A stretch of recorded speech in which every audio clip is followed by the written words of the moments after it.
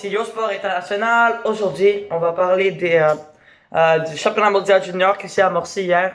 On va peut-être un peu mettre la table pour ça. Gros championnat, très populaire de hockey, entre plusieurs nations, les meilleurs joueurs de chaque nation qui risquent d'être de futurs stars dans la LNH. Alors, pour commencer, je vais vous parler de quelques joueurs qu'il faut absolument surveiller. On va commencer par un joueur du Canada. Il s'appelle Connor Bedard. Plusieurs le voient comme un des meilleurs joueurs depuis Connor McDavid. Il a seulement 16 ans, mais il est assistant capitaine de son équipe avec des hommes de 19-20 ans. Puis c'est le 15e meilleur pointeur de toute la ligue et de cette ligue junior à laquelle il participe. Et Bedard, c'est un gars de 16 ans. Il a eu une passe hier et un but qu'on a réussi dans le match de pré-saison. Et il est extrêmement dangereux, très rapide, etc. On dirait qu'il a toutes les qualités, puis il a une grande maturité pour son jeune âge.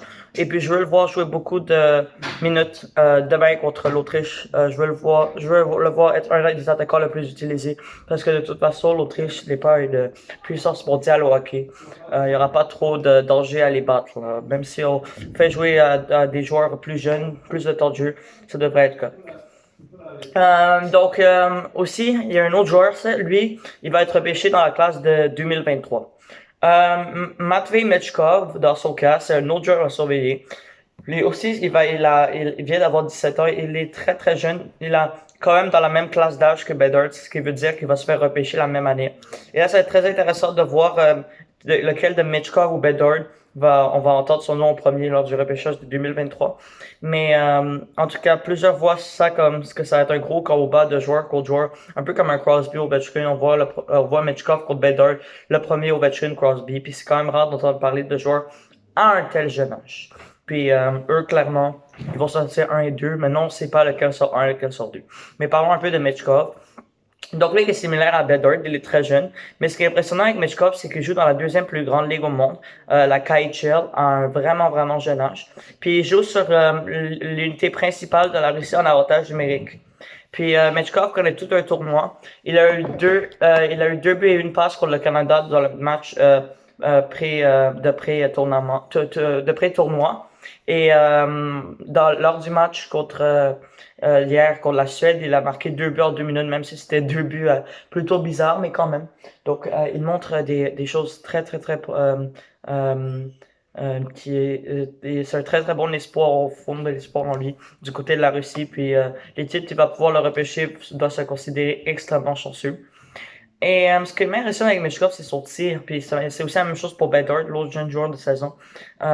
C'est qu'ils ont tous des tirs d'élite déjà à leur âge. Et c'est des joueurs intelligents, c'est des joueurs créatifs. C'est vraiment ça va être quelque chose de spécial dans quelques années dans la LNH. Vous allez entendre beaucoup parler de ces deux-là. Connor Bedard, Matvei Mechkov. Maintenant, je vais donner quelques prédictions du classement des groupes. Je sais que ça vient un peu commencer, donc c'est pas exactement avant le tournoi, mais je peux quand même vous donner un peu mes prédictions, même si j'ai commencé un peu en retard.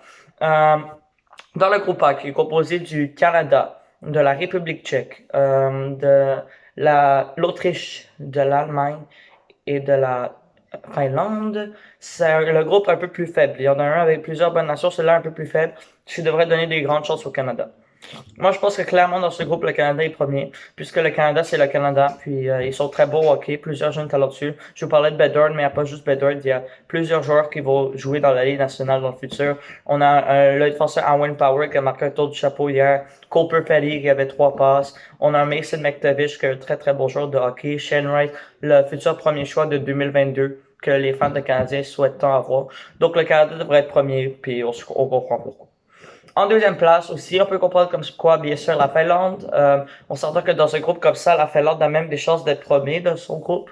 Puis la Finlande, bien qu'il y a déjà eu des meilleures Finlandes qu'on a vu, c'est quand même la Finlande. Puis ils ont l'espoir des Canadiens, Sami Kapanen, et qu'on va vraiment surveiller tous bien. Les fans des Canadiens.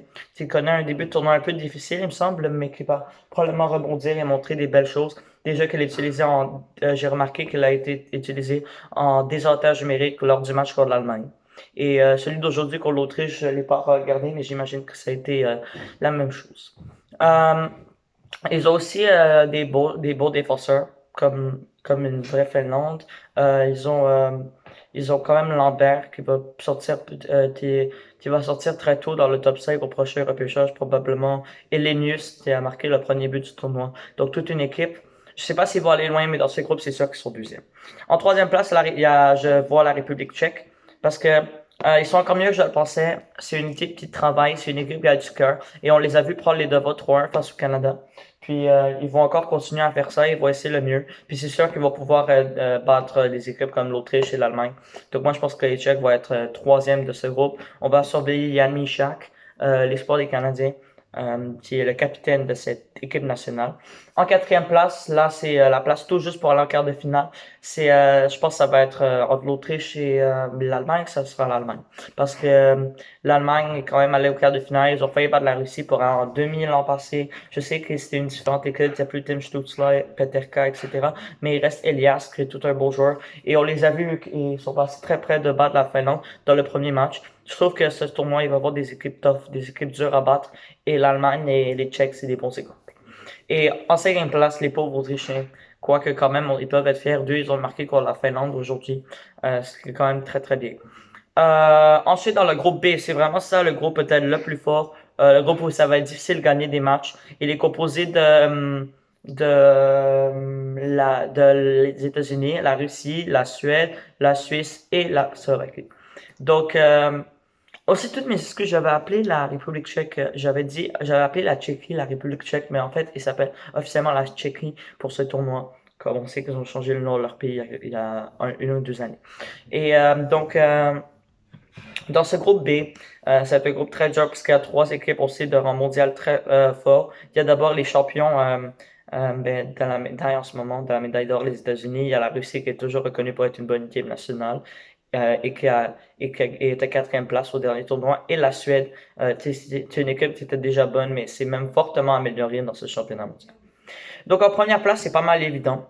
On a vu le premier match que la Suède a battu la Russie, donc ça devrait un peu confirmer ce que je pensais. Je pense que la Suède devrait être premier de ce groupe devant les États-Unis et la Russie. Parce que la Suède, c'est toute une équipe. Ils ont un des joueurs les plus intelligents que j'ai vu depuis longtemps et que plusieurs fans ont vu depuis longtemps, William Eklund. Il sait un peu tout faire. Il a marqué 13 points en 40 matchs dans une ligue d'hommes en Suède. Euh, en livrant de nombreuses mises en échec, ce qui est quand même impressionnant d'un jeune gars comme ça. Il gagne des mises au jeu, il sait exactement quoi faire en avantage numérique, il va devant le filet. C'est le genre de joueur que tu vas avoir dans ton équipe et les joueurs qui sont extrêmément chanceux d'avoir un gars comme lui. On a aussi Alexander Holtz, un autre bon joueur. C'est un marqueur, mais qui peut aussi créer des jeux. Donc lui, il va également avoir tout un tournoi. Et il y a aussi Jesper Wallstedt, le gardien qui a bien paru contre la Russie lors du premier match. Puis Fabien Lysell, qui a montré des bonnes choses dans les mineurs et qui aurait pu sortir plus haut au dernier repêchage, repêché par les Bruins de Boston, si je m'en souviens bien. Ensuite, comme deuxième place, parce que je pense bien que la Suède va être première, là, mais en deuxième place, entre la Russie et les États-Unis, je vais peut-être surprendre du monde, mais je pense que la Russie va aller en deuxième place, tout simplement à cause de Matvei Michkov. Les États-Unis ont eu beaucoup de misère à battre les Slovaques. Et puis, je ne pense pas que l'équipe est si bonne. On a quand même quelques bons éléments du côté des États-Unis. Matthew Beniers, qui est sorti deuxième au dernier repêchage, repêché par le Kraken de Seattle. Un autre joueur mature. Puis il y a aussi Logan Cooley qui devrait être l'Américain le plus haut placé au prochain repêchage. Donc oui, les États-Unis ont quelques bons joueurs, mais le reste de l'équipe est vraiment beaucoup plus faible que l'année passée où on avait Caulfield, Zegras et des joueurs comme ça, etc. Là, c'est quelque chose de différent. C'est vraiment plus faible. Mais la Russie, ils ont Mechkov, puis Askarov connaît un début de tournoi difficile, mais on sait qu'est-ce qu'il peut faire et on sait que c'est un des gardiens les plus les jeunes gardiens les meilleurs du monde. Peut-être le jeune gardien le meilleur du monde selon plusieurs. Donc oui, moi je pense que la Russie va être deuxième, mais surtout grâce à Mitchkov. Donc en troisième, je l'ai bien dit, les États-Unis. En quatrième, donc pour les quarts de finale, entre la Slovaquie puis la Suisse. La Slovaquie va être quatrième en mon opinion. C'est une équipe qui a failli battre les États-Unis, il fallait un but. Ils ont des bons espoirs défensifs, puis beaucoup pensent qu'ils peuvent créer la surprise, donc je avec la Slovaquie. Donc, je vais poursuivre un peu plus loin. Je vais prédire même en quart de finale, puis demi-finale et finale. Donc, allons-y rapidement. Le premier match, ce serait le premier du groupe A contre le quatrième du groupe B, le premier du groupe B contre le quatrième du groupe A, puis il y aurait deuxième, troisième qui vont jouer respectivement.